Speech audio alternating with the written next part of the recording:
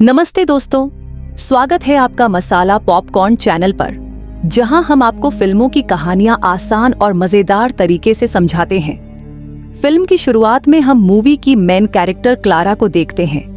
जब उसे होश आया तो उसने खुद को एक अजीब सी जगह पर पाया।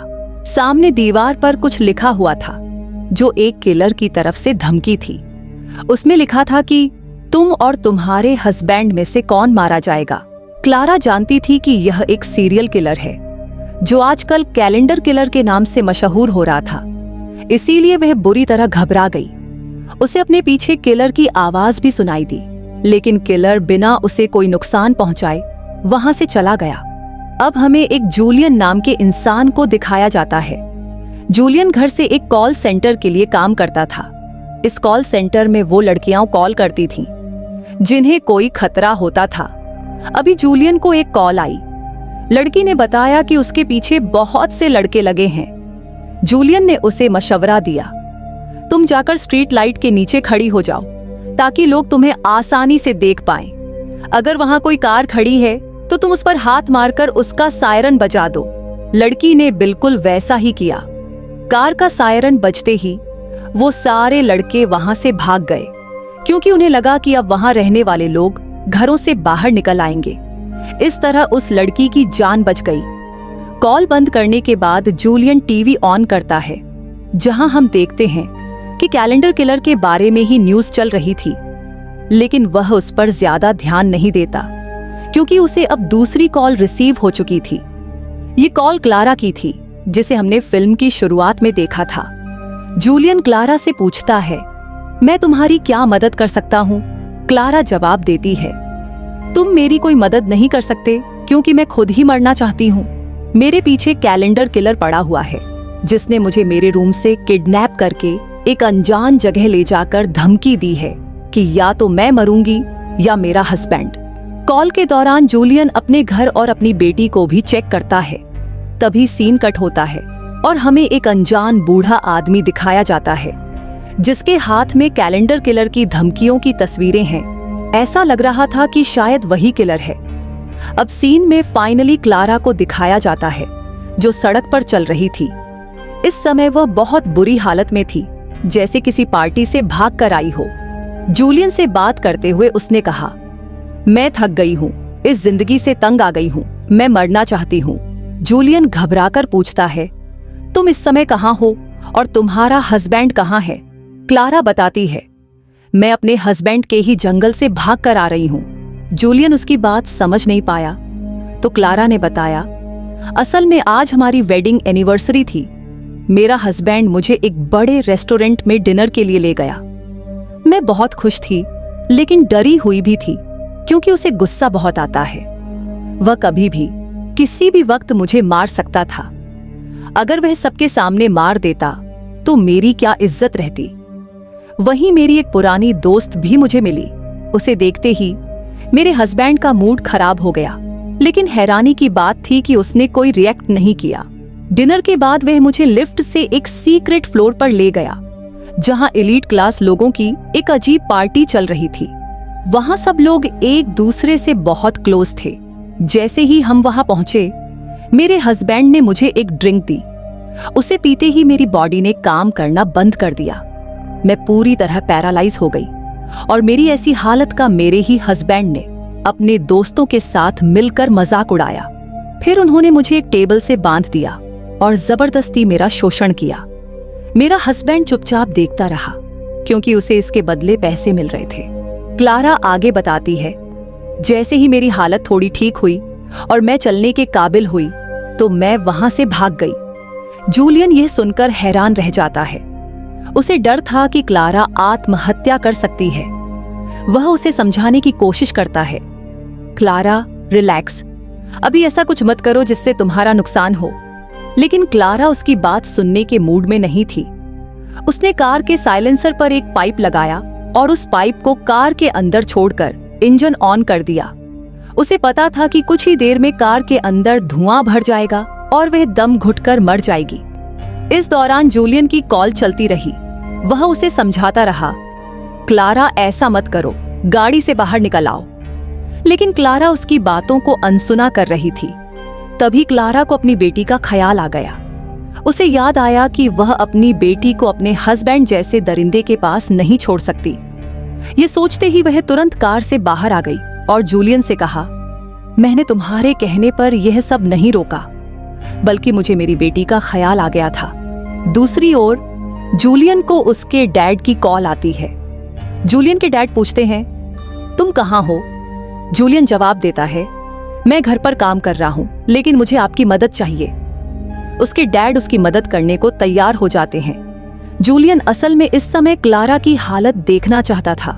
वह अपने डैड से कहता है, डैड प्लीज मैं एक एड्रेस भेज रहा हूं, वहां जाकर देखिए कि वह लड़की सेफ है या नहीं। जूलियन के डैड मान जाते हैं और क्लारा के घर की तरफ रवाना हो जाते हैं। तभी यह भी खुलासा होता है कि जूलियन के डैड वही आदमी हैं जिनके पास हमने कैलेंडर किलर वाली तस्वीरें देखी थीं। क्लारा भी इस समय अपने घर पहुंच गई थी। घर आने के बाद उसने दोबारा जूलियन को कॉल की। जूलियन ने उससे पूछा, आखिर तुम लोग इतना जुल्म क्यों सहते हो? क्लारा ने जवाब दिया, क्योंकि हम फाइनेंशियली इंडिपेंडेंट नहीं होते।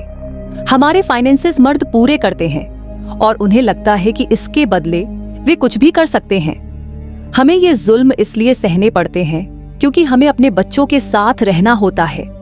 अगर हम उनसे अलग हो गए तो उनकी फाइनेंशियल कंडीशन अच्छी होने की वजह से वे हमारे बच्चे भी रख लेंगे और हम केस भी नहीं कर पाएंगे।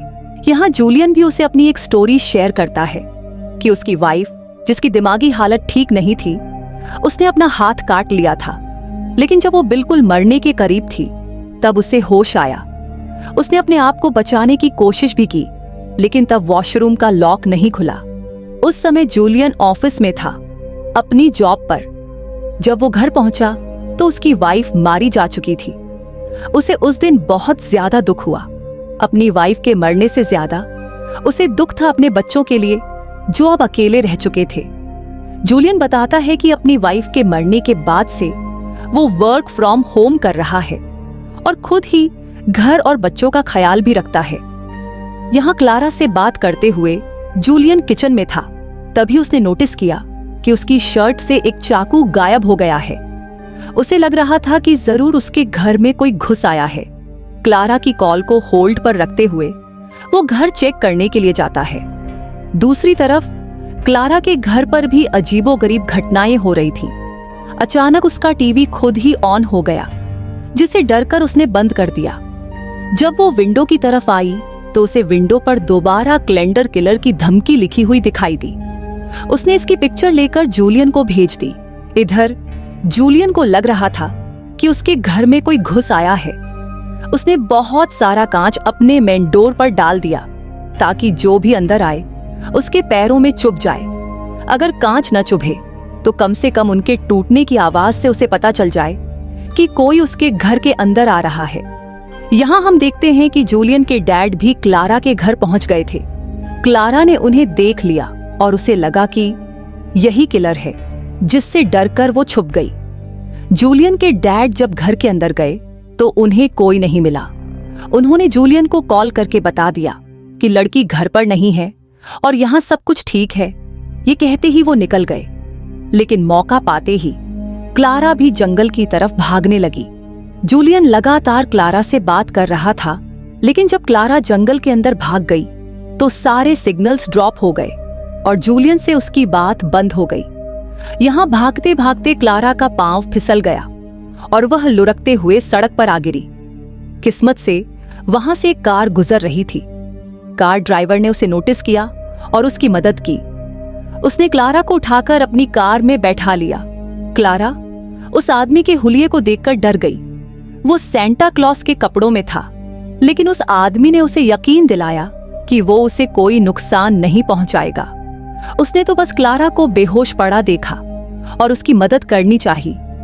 सेंटा क्लॉस के कपड़े तो उसने इसलिए पहने थे क्योंकि वो पार्टीज में बच्चों को खुश करने का काम करता था। ये सुनकर क्लारा थोड़ा सा संतुष्ट हुई और उसकी गाड़ी में बैठ गई।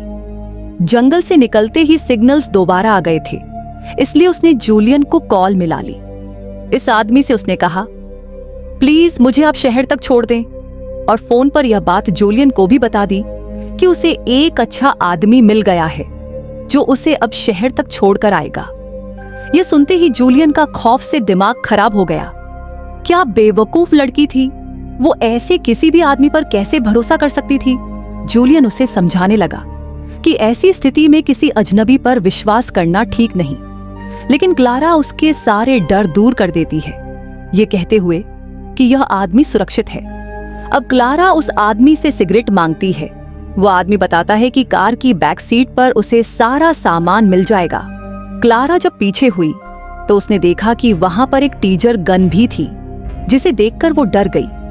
तब उस आदमी ने बताया, डरने की जरूरत नहीं, इस टीजर गन को तो मैंने अपनी सुरक्षा के लिए रखा हुआ है। दोबारा राहत की सांस लेते हुए उन्होंने सफर जारी रखा। क्लारा अभी भी जूलियन से बात कर रही थी। उसने जूलियन को बताया कि क्लेंडर किलर सच में उसके पीछे है, लेकिन उसका हस्बैंड इस बात पर यकीन नहीं करता। अभी उसने यह बात कही ही थी कि दूसरी तरफ जूलियन को महसूस हुआ कि उसके घर में कोई घुस आया है। फौरन उसने जाकर दोबारा अपने घर की तलाशी लेना शुरू कर दी। इसी बीच क्लारा के साथ कार में बैठे आदमी ने अचानक कार रोक दी। सामने कोई और नहीं बल्कि क्लारा का हस्बैंड खड़ा था। उसने जल्दी से क्लारा के साथ वाले आदमी को कार से बाहर निकालकर पीटना शुरू कर दिया। ये देखकर क्लारा गुस्से में आ गई और अपने हस्बैंड से कहा, इस आदमी का कोई कसूर नहीं है, वो तो सिर्फ मेरी मदद कर रहा था। क्लारा की बात मानते हुए शुक्र था कि उसका हस्बैंड उस आदमी को छोड़ देता है। क्लारा ने उस आदमी की मदद की और उसे उठाकर किसी तरह ड्राइविंग सीट पर बिठा दिया। उसने अब उस आदमी से उसकी टीजर गन भी मांग ली। वह आदमी समझ गया था कि क्लारा का हस्बैंड एक बुरा इंसान है। बिना कोई सवाल जवाब किए उसने क्लारा को अपनी टीजर गन भी दे दी, ताकि वह इसके जरिए अपने हस्बैंड से अपनी जान बचा सके। अब क्लारा का हस्बैंड उसे अपनी गाड़ी में बिठा लेता है। रास्ते में वह उससे पूछता है, तुम इतनी जल्दी पार्टी से क्यों आ गई?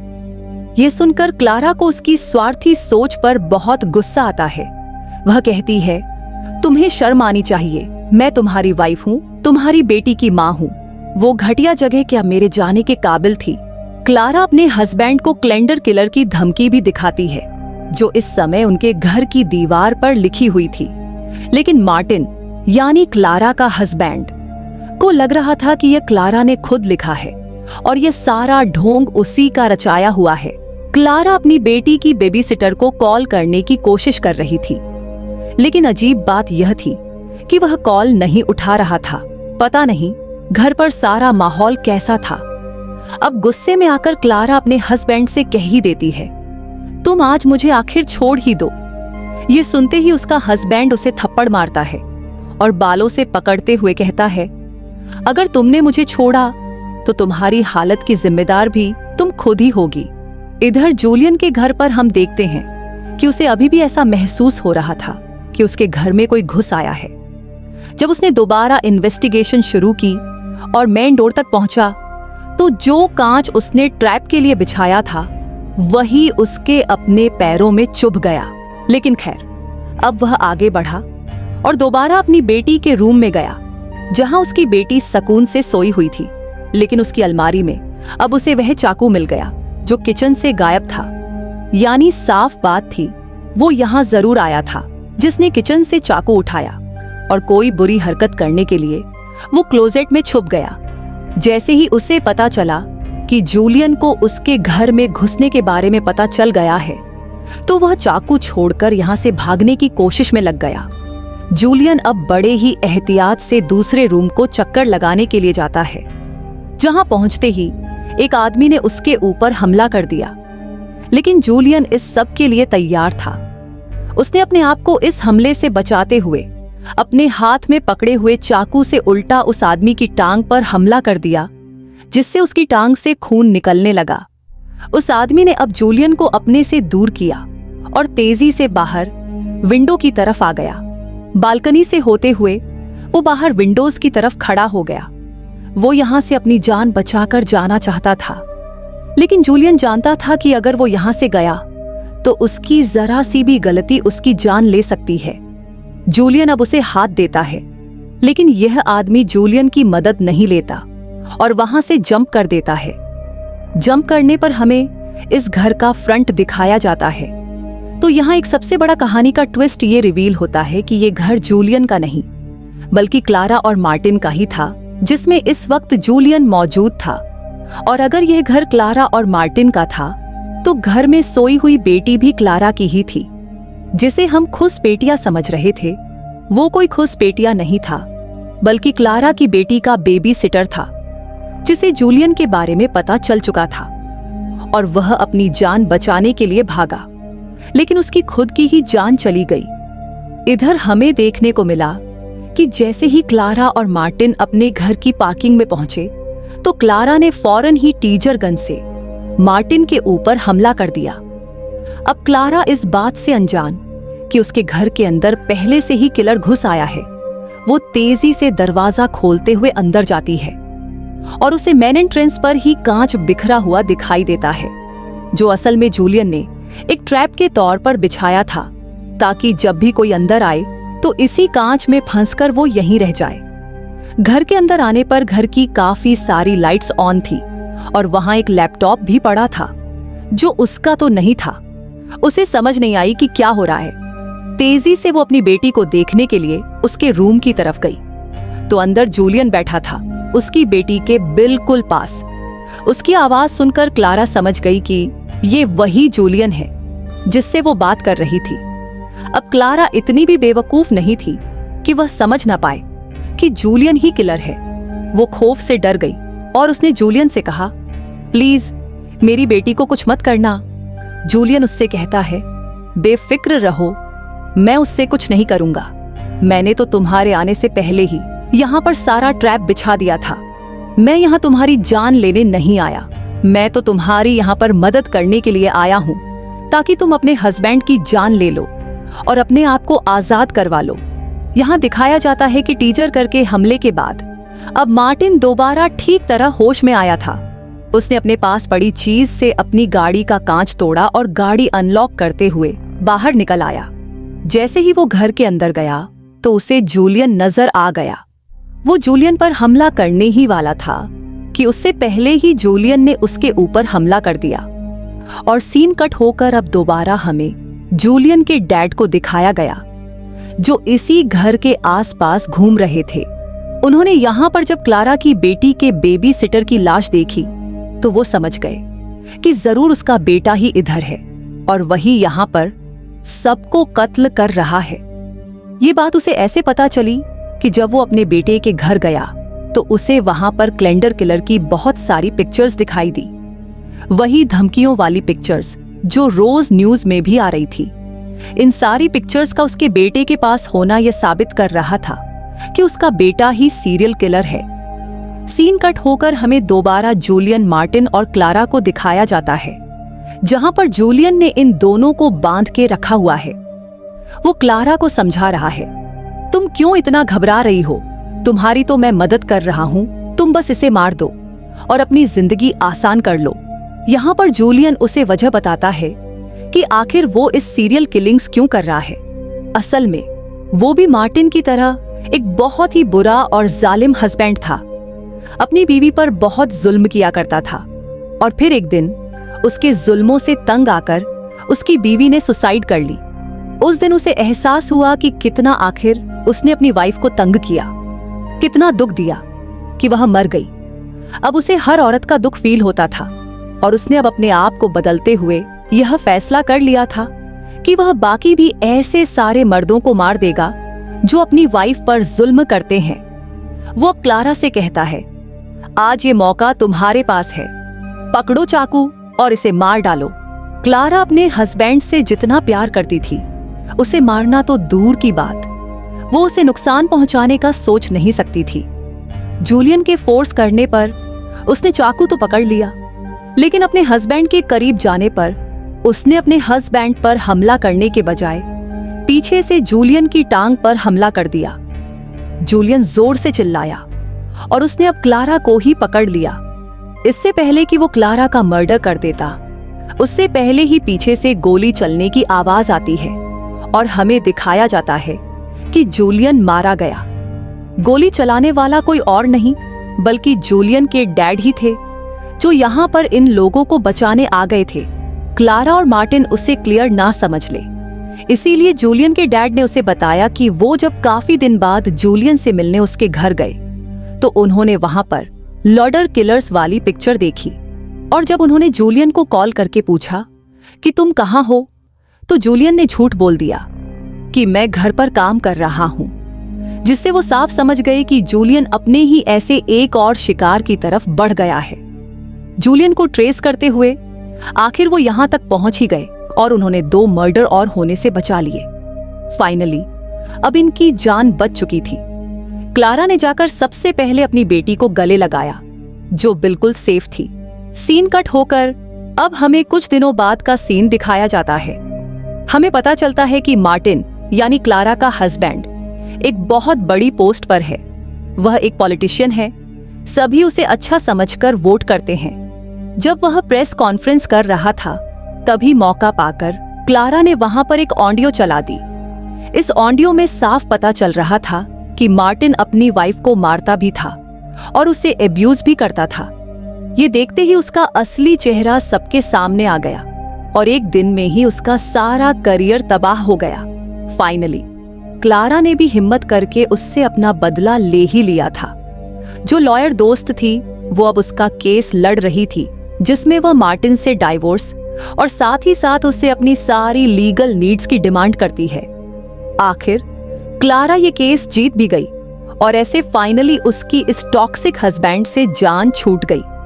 मूवी के एंड पर दिखाया गया कि क्लारा अपनी बेटी के साथ एक हैप्पी लाइफ गुजारती है और यही दिखाते हुए ये कहानी खत्म हो जाती है।